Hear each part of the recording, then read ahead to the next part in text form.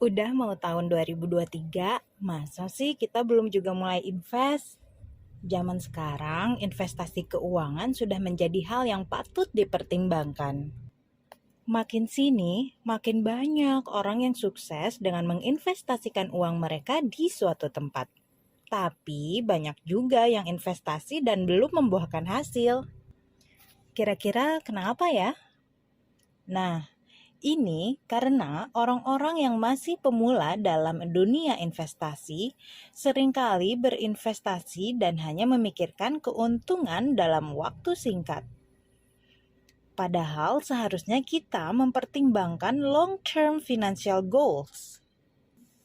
Selain itu, ada 9 hal yang perlu dipertimbangkan sebelum membuat keputusan dalam investasi keuangan. Langsung aja kita bahas. Nomor 1, buat roadmap finansial. Sebelum memulai investasi, coba lihat bagaimana situasi keuangan kita saat ini, terutama jika kita belum pernah membuat financial planning. Coba buat daftar goals finansial dan resiko keuangan yang masih bisa kita terima. Jika merasa bingung, gak masalah kok. Kita bisa hire financial planner yang recommended untuk berkonsultasi. Karena nggak ada jaminan kan kalau kita akan 100% sukses dalam investasi keuangan. Tetapi, jika kita lebih aware dan cari wawasan soal menabung dan investasi, lalu membuat dan mengikuti perencanaan yang terarah, maka kemungkinan besar kita bisa mendapatkan financial security di tahun berikutnya dan mulai menikmati hasil usaha kita dalam berinvestasi, serta mengelola keuangan pribadi kita. Yang kedua, evaluasi comfort zone dalam mengambil resiko. Setiap investasi keuangan tidak bisa dipisahkan dari hal yang namanya resiko. Contohnya, ketika kita berinvestasi di saham, obligasi, atau reksadana, maka sangat penting untuk kita paham bahwa sebelum kita mulai berinvestasi, kita bisa kehilangan sebagian atau bahkan seluruh uang yang kita investasikan. Tentunya, kemungkinan seperti itu sangatlah penting untuk dipertimbangkan dalam hal resiko yang kita bisa terima di dalam investasi keuangan. Selain itu, pertimbangkan juga hal ini. Jika goals kalian untuk investasi jangka panjang, maka menginvestasikan uang di kategori high risk seperti saham dan obligasi bisa jadi pilihan, dibandingkan dengan kategori low risk seperti cash, equivalent, atau setara kas. Yang ketiga, pertimbangkan campuran investasi keuangan yang cocok. Dengan investasi dalam berbagai bidang dan juga investasi lebih dari satu jenis, maka ketika berinvestasi, misalkan yang satu gagal, jadi masih ada investasi lain yang bisa diharapkan. Sebagai tambahan, alokasi aset atau alokasi dana ke beberapa jenis investasi ini bertujuan mencapai keuntungan yang optimal dan menjaga tingkat resiko lebih stabil dalam melakukan investasi keuangan. Yang keempat, buatlah dana darurat. Hal bijak yang bisa dilakukan ketika berinvestasi adalah menyiapkan dana darurat yang cukup ke dalam tabungan yang terpisah. Siapkan setidaknya 3-6 kali gaji untuk tabungan dana darurat sehingga kita bisa tenang jika tiba-tiba resign dari kantor atau ada hal yang tidak diinginkan. Yang kelima, lunasi tagihan kredit card.